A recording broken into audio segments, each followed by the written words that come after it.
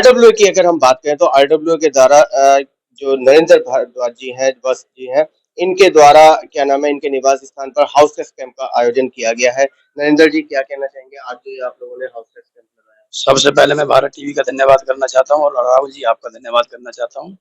हमें आरडब्ल्यू का काम है कि प्रशासन जो एमसीडी है और जनता के बीच में समन्वय और तालमेल बनाना है जी। और लोग अधिक से अधिक मिलकर अपना टैक्स जमा करें।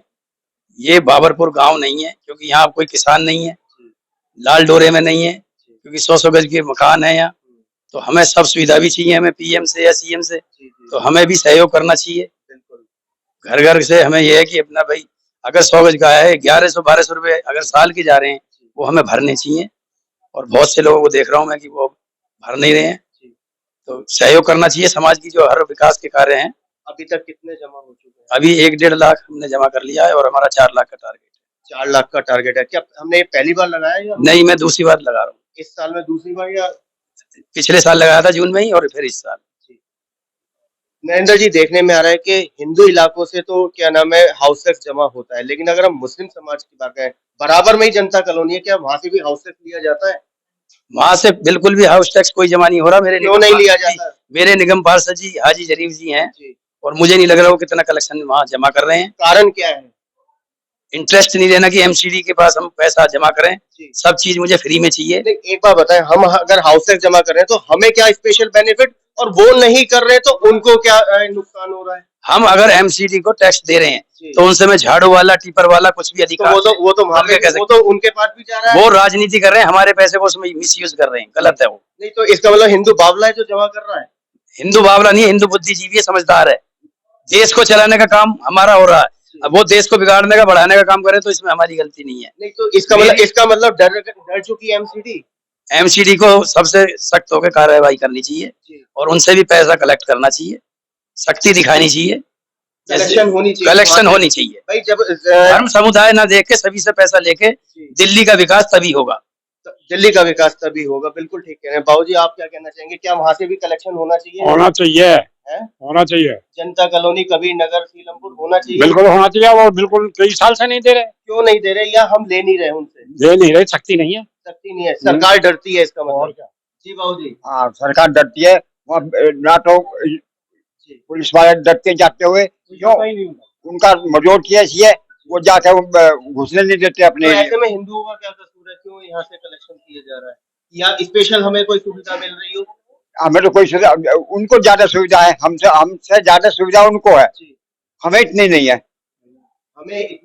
और लोगों से भी बात कर लेते हैं कि वो उनकी क्या राय है हाउस टैक्स के लिए। नरेंद्र जी ने ये जो हाउस टैक्स कैंप लगाया, क्या कहेंगे? ये तो अच्छा लगाया है इन्होंने और हेल्प करी है।